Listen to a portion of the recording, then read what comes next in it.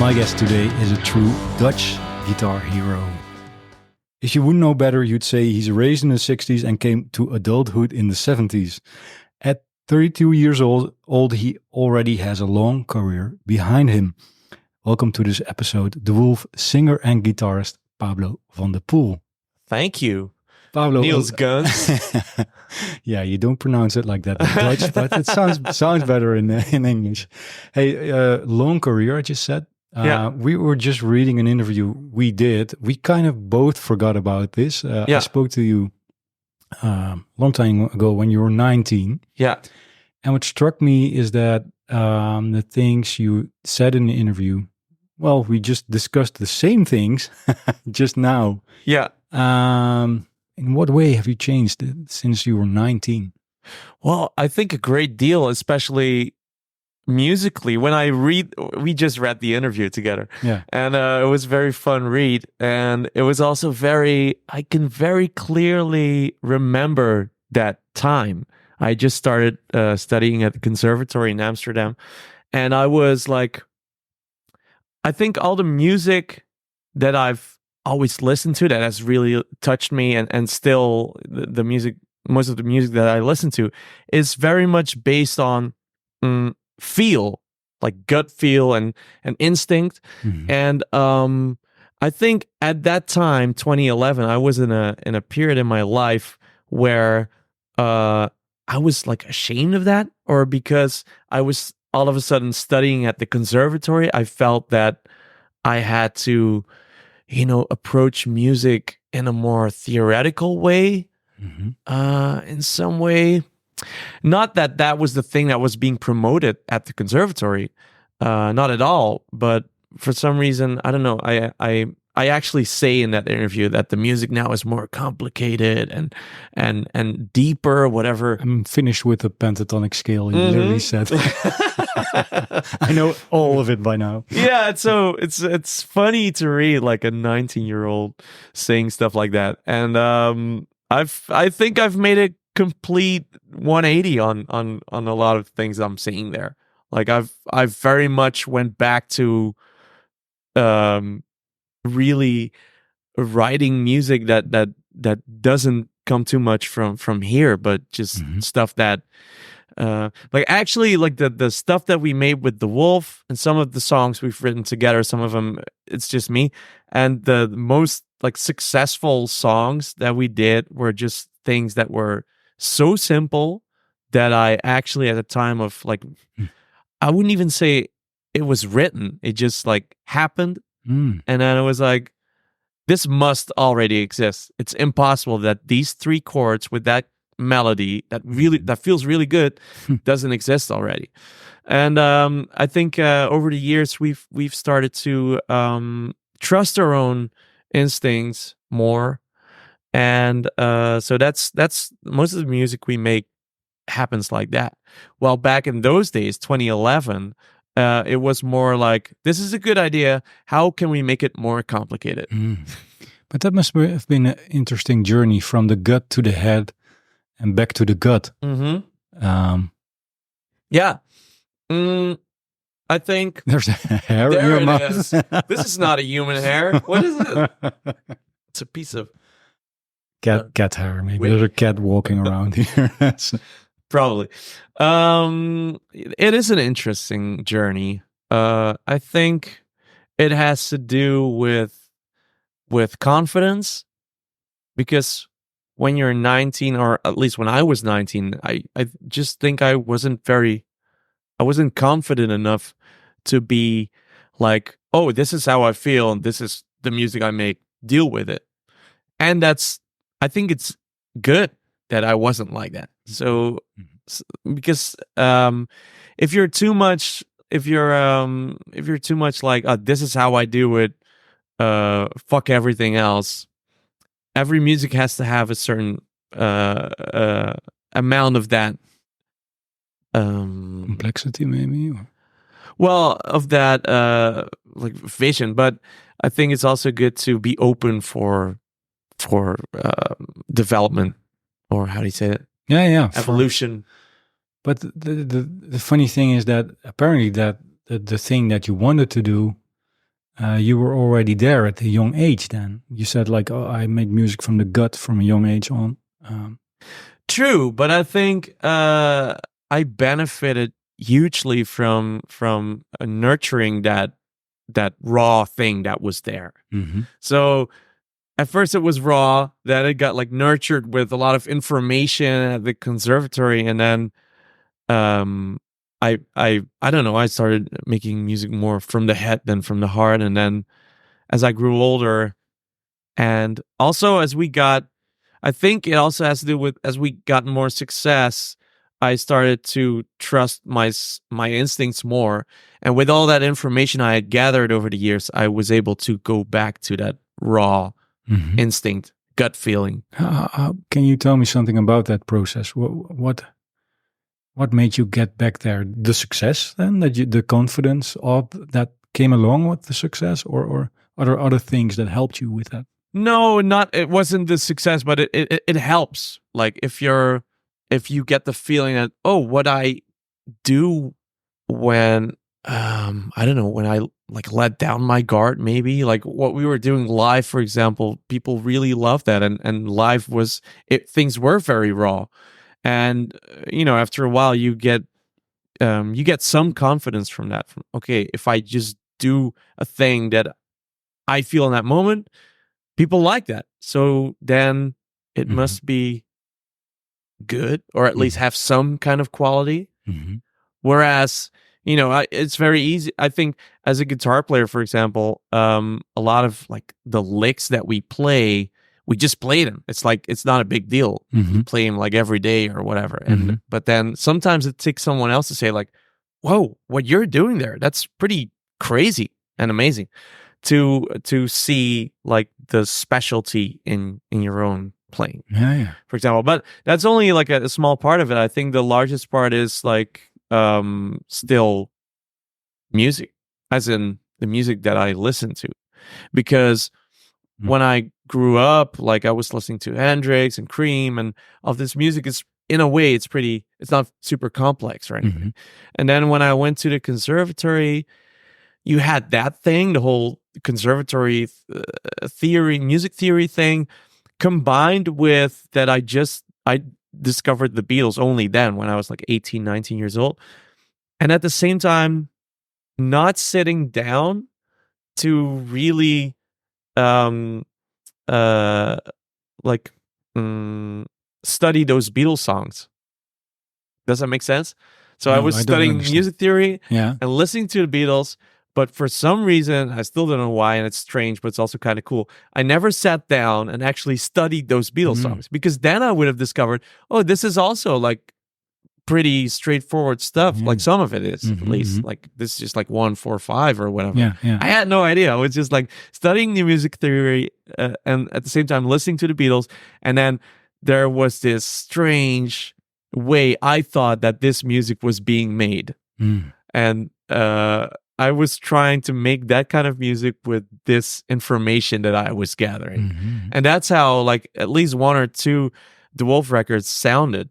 And then it took discovering the band and Little Feat.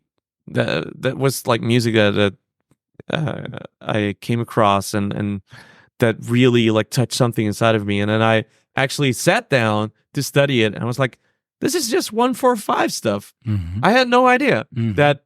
And then I started to realize music doesn't have to be complex. And then I could go back to like my younger self. Go back to the pentatonic scale. Yeah, be like, yeah, this is the stuff that I love. It doesn't have to be complex. It just has to be authentic. Like authenticity is the most important thing in music, I think. It doesn't have to be far-fetched or complex. It can be complex, but not just for the sake of it being complex. And that's what we were doing with DeWolff. Like we were basically replacing every chord that would be logical in a song or in that chord progression and replacing it with something that was not logical. Do you still play live a lot of songs from that era? No, none. And it also took, and also what happened is this, like this, I think when we did that interview 2011, we just finished our second album, and then the next step was the third album, which was even more complex and crazy. And then came a point where we were going to play that live because we had just released the third album that was called DeWolff 4. We started playing that live, and then we discovered this is very hard to translate live. It's not fun to do it. It's not where our power is. And then we just had like an identity crisis. You stepped off stage with a migraine. Yeah, it was like we had just released a new album. We were only playing songs from the old albums.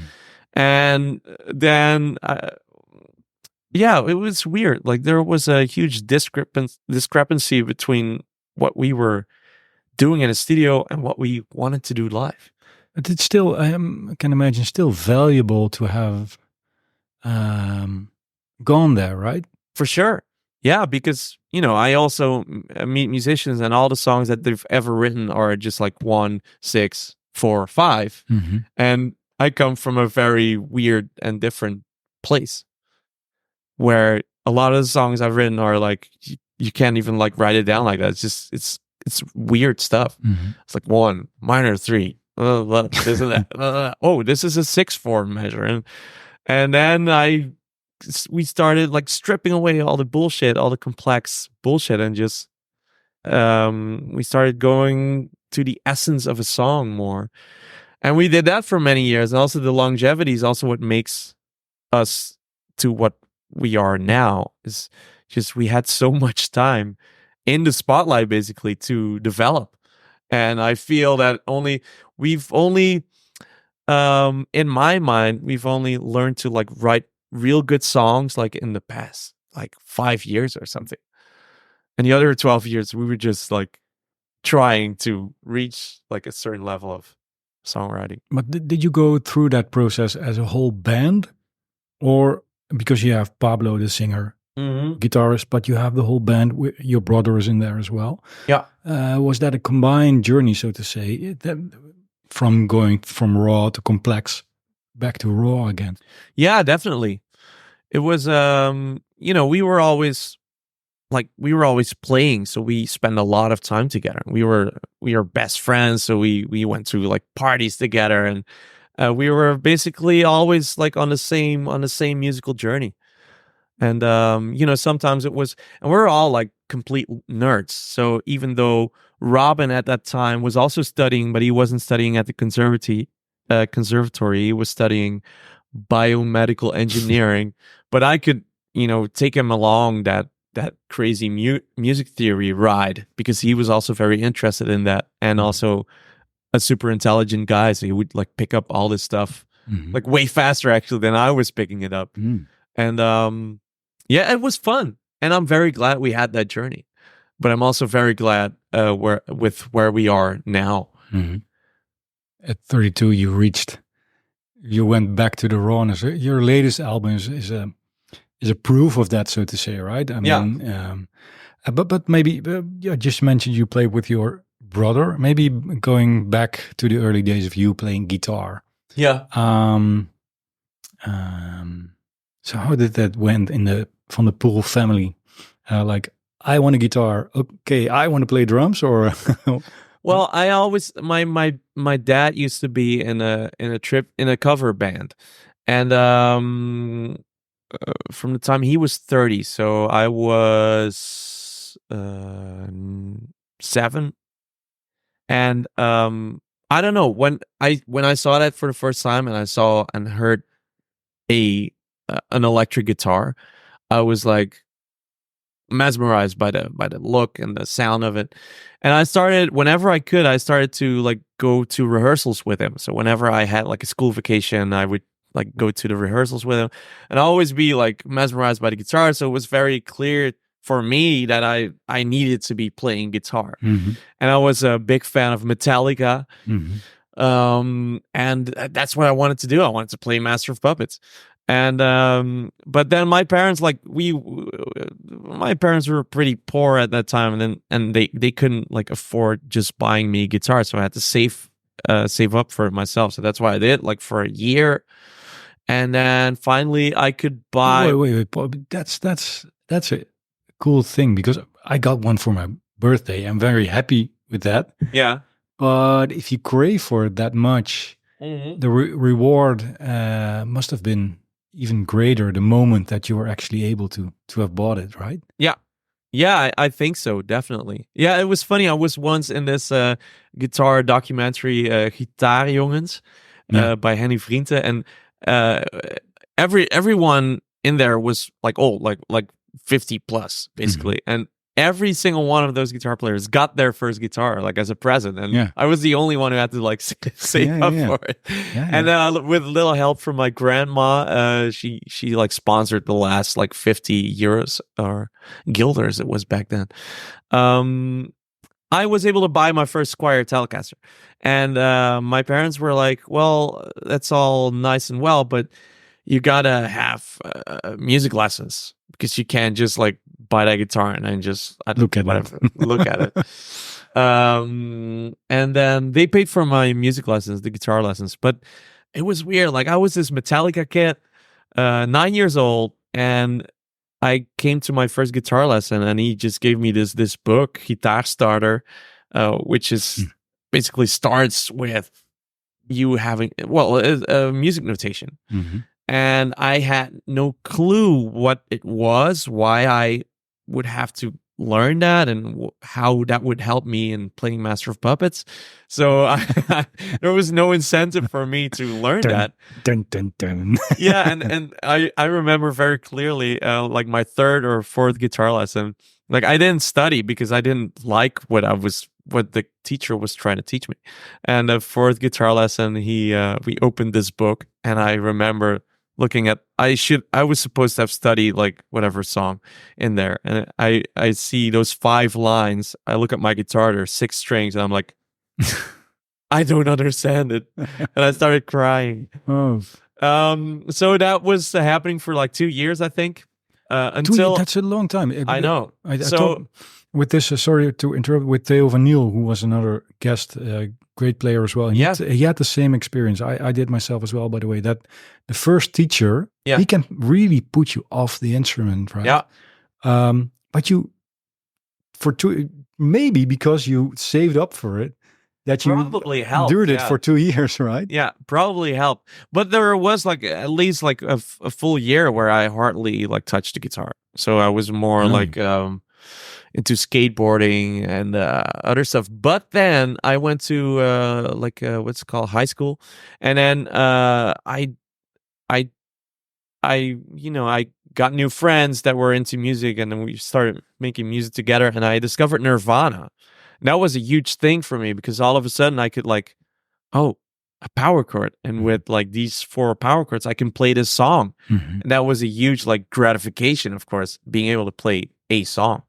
And your brother was already drumming by then? No, he started when he was 8, so that's when I was 11. Oh yeah. So around this time maybe. And so Nirvana, and then I brought that to the guitar lessons.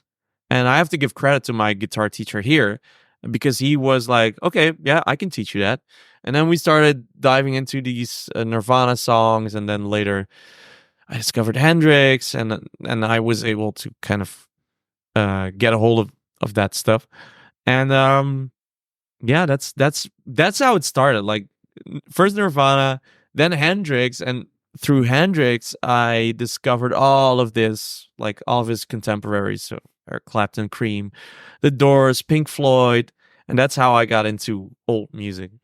So by then your brother started drumming. That must have been a gift as well in your life, that you had a brother, who's playing decent drums, right? Yeah, true. Because from when I was 11, I started my first band, and then at that time my brother was just like my little baby brother who was studying the snare drum. But gradually he turned into like a really good drummer, and by the time I was 15, something like that, he was like, I preferred playing with him above playing with the drummer in my band.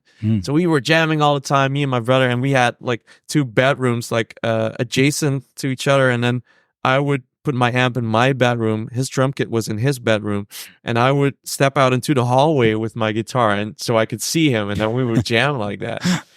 And I always had this desire to start a band with him. And then my parents at that time, bless their hearts, because my brother was drumming and I was playing guitar, and we just had like our house was like in a row with all these other houses. So it was kind of impossible to do this, basically. And my dad was in a cover band, so they decided to dig a cellar under the garden as a rehearsal space. And they did that, and basically my band had kind of disbanded by the time. And so I was jamming with Luca there, and then we invited a friend of ours, Robin, to join us, and just to jam. And that's basically how DeWolff was born. So you're about... I was 16. 16. And it took off quite rapidly from then, right? Yeah, definitely. Because in 2008, we made our first national TV appearance, and that was a huge thing back then, and basically put us on the map like right away. So we started in 2007, and I remember like us getting the call from the television show asking if we could play there like next week or whatever. We were like, oh my god, this is going to be our breakthrough. And then they called one day before, and they said, you do have a real Hammond, right? And we were like, no. I mean, we were kids. We couldn't like afford. We hardly knew what a real Hammond was. And then they said, well, you got to have a real Hammond on the television show because our television host loves Hammonds. And otherwise, it's not going to happen. Really? So then next day we... On the record, what show was this? De Wereld Draait Door. Oh, really? Yeah. Oh, man. And so we we rented a Hammond for that show. Oh, man, what pressure on these young kids to have rented a Hammond. But maybe in hindsight... It's fine. Like, there's none of this I regret or am like, oh, I wish it would have gone differently. Everything was perfect. Because now he has one, right? Yeah, of course. Yeah, definitely. He rented one, and he had to like play it because like the keyboard he played at our rehearsals was like you could modify it so that these were like super low octave bass notes, and this sounded like a Hammond. But on the real Hammond, all of a sudden there was no low octave. It was just, the lowest it would go was not super low. So we basically played without bass that first television appearance. But but you were you were like 16, 17 then. I was 16, I think. Yeah, 16. That's really young, right? In 2008. Yeah, 16 or 17. So my brother was 13, 14, something like that. How did you feel stepping on stage? Because there's one thing of studying your guitar in your room and maybe composing a little bit, jamming, also another thing, right? Opening up for other musicians. But how did you feel like, okay, stepping up as a front man? In a way, that's like, it feels like my second nature because, from the time I was 11, started my first band, like it was never a matter of rehearsing, and then maybe performing. It was like rehearsing like once or twice. Okay, we got 2 songs now. And then we had this high school evening where everybody could perform, and that was my first show. And that felt so good that it has been like a thing in my life, has become a thing in my life where like making music for me and being on stage is like basically the same thing. In what way did you and your skills as a singer help you play the guitar better? Whoa, that's a good question. I mean, my voice has always been like a huge reason for like, I don't know, insecurity, because I was always the singer, like in my first band and also in DeWolff, because nobody else wanted to do it. And I consider myself a relatively shy person, but I wasn't shy on stage. So that helped. And then so you're this extrovert shy person then? I'm an introvert posing as an extrovert. Yeah, exactly. But that's because you don't come across like that if you just start talking and quite openly. But no, I but I've groomed myself basically like over the past 17 years, because when you're on stage, people expect something. And also I wanna there's something I wanna do on stage that is in a way like not in my nature, but then again, I've spent so many hours on stage that it's become part of my nature, but it's still like.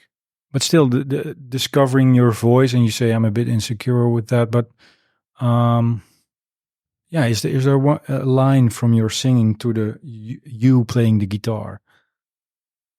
Maybe as a songwriter, perhaps? Definitely, like those three things, being a singer and a guitar player and a songwriter, has really, helped define what I do now, because I'm not, as a guitar player, I'm not one of those guys that sits down to study like endlessly, because I don't like, I love the guitar like insanely much, but I also think that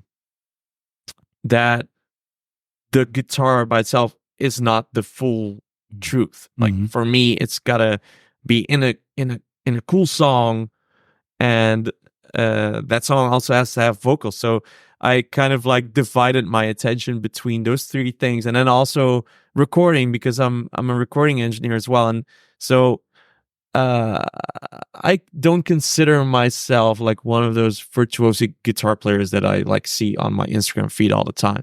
Like I cannot like sit down. At least that's how I feel. I can't sit down and like entertain you for 30 minutes with just my guitar. That's just not something that I learned to do, because that also never really interested me enough. Steve Lukather comes to mind. And yeah. You toured with Toto, right? And he's obviously very virtuoso player. He is, yeah. Also a great songwriter. I read that you first didn't grasp or didn't like actually what he was doing, but you got to appreciate it, right? Well, I respect it very much. It's so funny. We saw them last week. They were playing at Boss Spot, where we were also playing, and I respect it very much. I had this like I have this very clear sense of the music that I like and the way it sounds, and I think like half of these records that you see behind me are from 1969 specifically. Like that's in my mind the best year for music. Well, exaggerated a little bit, but a lot of them are. And I like that whole aesthetic, like the way things sound and the way music was made back then. And there's obviously a lot of music, especially nowadays, that falls outside of that. And in a way, I have a very strong opinion about that. But in another way, I once saw this video where Steve Vai playing live, and it's just him and a guitar. And I used to say like, I hate Steve Vai, all this like tapping bullshit, blah, blah. And then I saw that video and I watched it till the end. I was like, how can I not respect someone that's so virtuoso, that's so good at what he does and has so much love for that instrument, and also having fun at that same time? So that's the beauty of craftsmanship. Yeah, right. Yeah. So I learned, as I grew older, I learned to be less rebellious and respect that more. So when I see also someone like Steve Lukather, I've like infinite respect for him. But then if you ask me, like, do I like his guitar tone and would I like to sound like that? I'm like, no, but that's fine. That's why I am me and he's him. Yeah. Okay, but it's interesting that it says something about you that you at least open up. You give it a chance at least, right? So the younger Pablo wouldn't have given it a chance. No, that's true. And also like the evolution, like as a songwriter, made me like appreciate like different aspects of making music more. But that also led to me like I don't play like guitar virtuoso music at home. Like when I'm at home, I mostly play like, I don't know, like Sam Cooke or Otis Redding, Ray Charles. No, you're just playing Sam Cooke, Sam and Dave, right? Back there. A lot of music that is not about the guitar like at all. And sometimes like for some for some, and this shows in the latest, like in the past couple of years in the DeWolff music, like there's definitely very clear influences of that music in our music, but still, like when we play live, there's a lot of room for improvisation, and improvisation often comes down to like playing solos. And I love doing that. It feels as the ultimate form of expression to be able to do that. But sometimes I'm like, but who do I turn to for inspiration? Because it's not these guys. There's some like Sam Cooke lines that you can very well incorporate into your guitar playing. But then so sometimes I'm just like, I So who see do you guys turn to? like Joe Bonamassa or Jared James Nichols. Like they show up constantly on my Instagram feed, and I hear them play, and I'm like, well, it's not the music that I would listen to at home per se, but the Steve Vai thing, like what they do with their instrument and how well they do it, and how they put like their self into that thing, nowadays can also really inspire me. So maybe also the notion that there are not really borders, right? With the guitar. I mean, well, there are the strings and the size of it and whatnot, but like the discovery can be infinite, I suppose. Yeah, and also like in the past, I would very much like be like, oh, I don't like this artist because their records sound like shit. And I might still on a level feel that their records sound like shit, but I think just making music, and it also has to do with these times, like just craftsmanship as you see it in some of those guys is like, it's unsurpassed, but it's also rare these days, because like craftsmanship is like, has kind of like gone out the window in a way. Yeah, is it? Because every in my Instagram feed, I see these amazing players the whole time. I'm like, oh my God. That is also true. But I mean, like music, and the music industry and the music that comes out like on mainstream radio or whatever, just like has nothing to do with what people were doing like before computers entered the music arena. That's that's interesting development, because talking about Steve Lukather, he's been back in the days, right, where he was just going into the studio and just playing what was needed on a record for other artists as well. That's also craftsmanship, right? Like just definitely have to give a song, be able to give a song what it needs. I have to think about the recording process of your latest album, which was done in a very raw way also, right? With like the latest record that came out was kind of a reaction on the whole like COVID era, where you weren't allowed to like see other people and make music in front of people and stuff like that. And we decided that we wanted to make a studio record where everything that you hear was played live. So if there was going to be a tambourine in a song, that tambourine needed to be played by someone.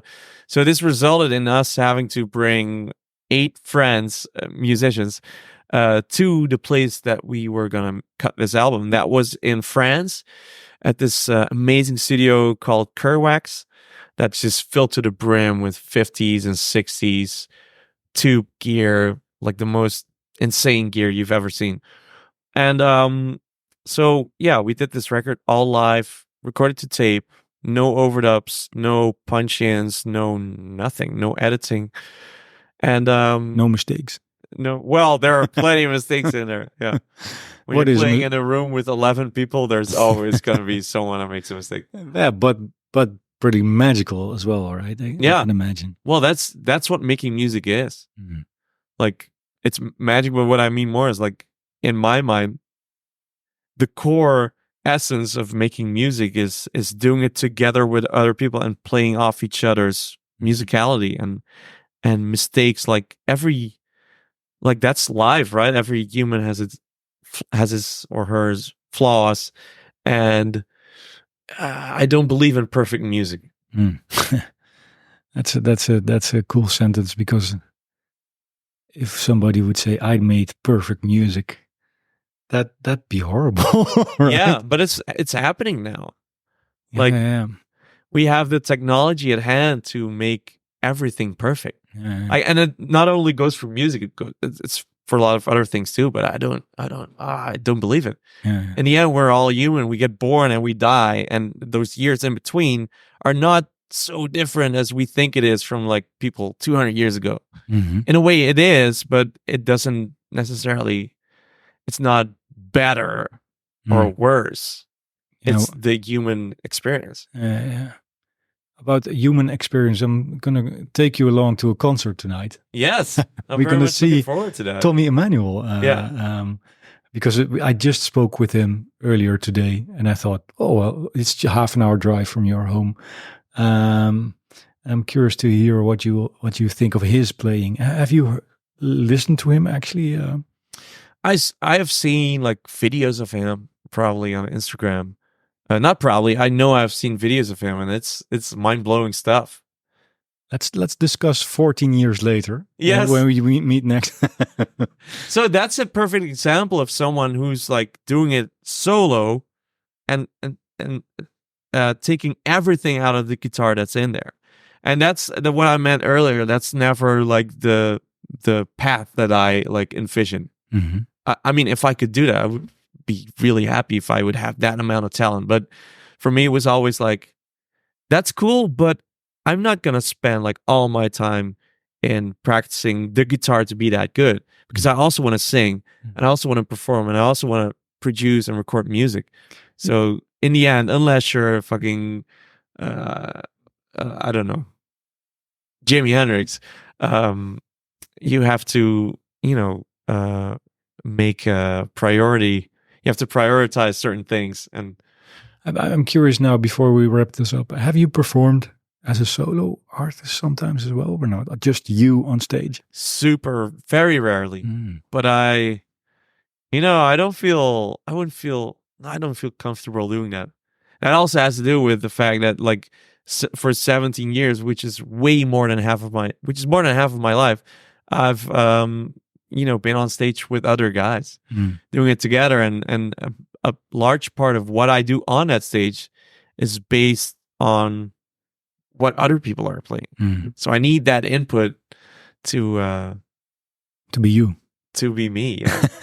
Sorry, I just maybe you wanted to say something completely no different. But in a way, like I feel like sometimes on stage you can be like a grander version of yourself, and I need people around me to become that version of myself, and that's when I can be that version of myself, I'm really happy. That makes me happy.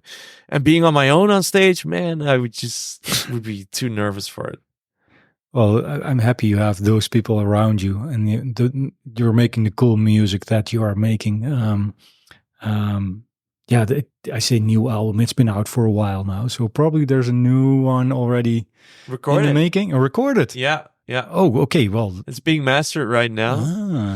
Yeah, that was a trip. We went to the United States, to Alabama, and we went to 2 studios, Fame and Muscle Shoals Sound Studio. Oh, wow. Which are both like legendary studios, where Wilson Pickett, Aretha Franklin, Little Richard even, but also Leon Russell, Willie Nelson, and a bunch of other Boss Gags have recorded. I just said before we wrap this up, but let's make this a little bit longer. You have this love for the States, right? Yeah. Or is it love-hate maybe as well? But love-hate. Yeah. No, I love a lot of music that was made there. But I also love a lot of British music.